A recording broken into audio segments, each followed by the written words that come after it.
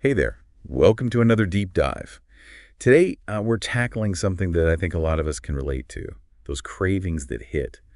The times we overeat, even binging. Yeah, It's a tricky subject, it really is. And often it's something people just don't talk about because of the guilt and shame that can come with it. right? So we're going to explore this using excerpts from Journey of a Thousand Bites. It's a guide that aims to help people, whether individually or with their families, to get a better handle on these challenges. And one of the first things that struck me is how much it talks about our inner critic when it comes to food. Ah, yes. The inner critic. It's almost like a separate voice in our heads constantly judging what we eat our weight. It's so common. Totally. The guide even mentions those thoughts we've probably all had. Things like, oh, where did these extra pounds come from? Or why can't I just stop eating? And what's fascinating is that this inner critic often isn't even our own voice to begin with. It can be an echo of things we heard growing up, maybe from parents, friends, or even just messages from society. That makes so much sense. It's like we internalize those criticisms and they just keep playing on repeat. Yeah. But here's the thing that really got me thinking. The book points out that even with all the diets and fitness programs out there, we're actually facing a growing obesity problem. If we're so focused on what we eat, why isn't it working? That's a great question, and it highlights a key point. A lot of traditional approaches concentrate on the what foods to eat, how much to exercise, but they miss the bigger picture of why we eat the way we do. What are the deeper needs we might be trying to meet with food? And this is where that powerful phrase from the book comes in. Every pound is an unshed tear. I mean, wow, that really stopped me in my tracks. It is powerful, isn't it? It suggests that cravings might be about so much more than just physical hunger.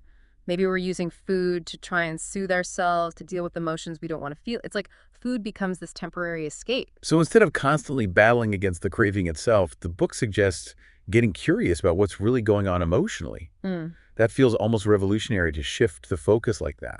Exactly. Instead of asking, how can I stop myself from eating this? We could ask, what am I feeling right now that's making me want this?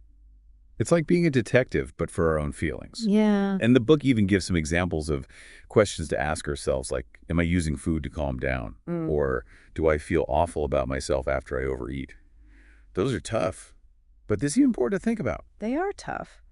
But often that self-reflection is the first step towards real change. Now, the guide emphasizes that we don't have to go through this alone. Seeking support, like talking to a therapist or joining a support group, can be hugely beneficial. That makes sense. Yeah. It's hard to see things clearly when you're in the middle of it. Yeah. So having someone to talk to who understands can make a huge difference. It really can. Because sometimes we resist asking for help, thinking we should be able to handle it ourselves. Yeah. But having support can offer valuable insights and help us stay accountable to our goals. And the book even includes this story about a guy named Robert, who after a super stressful day ends up grabbing fried chicken and soda instead of the healthy groceries he meant to buy. Robert's story perfectly illustrates how easily we turn to food for comfort when we're struggling emotionally. It's a reminder that we all have those moments, and it highlights how important it is to find healthier ways to cope with stress and difficult feelings. It's like Robert's experience is a reflection of what so many of us go through. We reach for that quick fix, that temporary comfort, even when deep down we know it might not be the best choice in the long run. It's so true. And Journey of a Thousand Bites really emphasizes that this isn't just about having enough willpower or knowing what's healthy. It's about digging deeper and understanding the emotions that are driving our cravings. Right, because those cravings are often like the tip of the iceberg. The book even talks about them as the end result of a whole process happening beneath the surface, where all these unexpressed feelings kind of well up and manifest as a craving. Yeah, that makes me think back to that phrase, every pound is an unshed tear. It's such a powerful way to describe how much emotional weight we might be carrying around and how it can show up in our relationship with food. Absolutely. And it reminds us that food can sometimes become a substitute for dealing with those difficult emotions head on. So, okay, this is all super insightful, Mm. but where do we even begin to unravel these complex connections between our emotions and our eating habits? Mm. How do we actually put this into practice? Well, the book suggests a really interesting shift in perspective. Instead of approaching cravings with this mindset of, how do I fight this? We can try to understand them by asking, what am I truly feeling right now? So it's not about suppressing the craving, but more about getting curious about what might be triggering it. Exactly. And the book provides some helpful guiding questions for this process of self-discovery. Questions like, what feeling am I trying to avoid or numb out? Or is there a problem or situation I'm trying to distract myself from? Those are some pretty deep questions. but I can see how exploring them could be really illuminating. It's like we're peeling back the layers to understand ourselves better. Exactly. And I want to emphasize that this isn't about blaming ourselves. It's about gaining self-awareness and developing healthier ways to cope with those feelings. And speaking of support, that's another point the book really stresses, isn't it? It seems like trying to do this all alone can make things so much harder. Absolutely. Whether it's therapy, a support group, or even just confiding in a trusted friend, having a support system can make a world of difference. Sometimes we just need that outside perspective to help us see things more clearly and hold ourselves accountable. It's like we get stuck in our own heads thinking we should be able to figure it all out on our own. Right. And Journey of a Thousand Bites even mentions how many people resist seeking help, maybe hoping for a quick fix or believing they can go it alone. But the reality is that real lasting change often requires support and guidance. This reminds me of a section in the book about people who lose weight when they're feeling emotionally good, but then regain it as soon as something stressful happens. That's like they haven't actually addressed those deeper emotional patterns. That's a great point. It highlights how important it is to work on both the physical and the emotional sides of our relationship with food. It's about addressing the root cause, not just the symptoms. The book also mentions that undereating and restrictive eating patterns can involve similar emotional dynamics to overeating. Can you talk a bit about that? It seems a little counterintuitive. That's a really important point. While we've been focusing mainly on overeating and binging, the truth is that those underlying emotional factors can show up in all sorts of ways, including restrictive eating. So someone who is severely limiting their food intake could also be using food or the lack of it to deal with difficult emotions. Exactly. In some cases, restrictive eating might be a way of trying to gain a sense of control, to numb out uncomfortable feelings, or to create order in other areas of life when things feel chaotic. Oh, it's amazing how deeply intertwined food can be with our emotional well-being. It really is. And that's why it's crucial to address the emotional side of things, not just focus on the surface level behaviors. So whether we're dealing with overeating, binging, or restrictive eating, it seems like the key takeaway is to explore those emotional connections and find healthier coping mechanisms. Absolutely. It's about understanding that why behind our actions and then finding more nourishing and fulfilling ways to meet our emotional needs.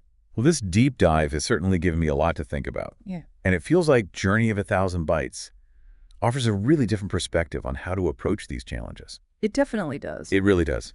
And, it's so easy to get caught up in that cycle of guilt and self-criticism when it comes to food. Yeah. But this deep dive is really highlighting how important self-compassion and understanding are. I couldn't agree more. And one of the things I appreciate about Journey of a Thousand Bites is that it reminds us that this isn't about achieving some kind of perfect relationship with food. It's about making progress, taking small steps each day to cultivate a healthier and happier way of relating to food and to ourselves. One thing that stood out to me was the book's discussion of the Lone Ranger mindset. This idea that we have to tackle these challenges on our own.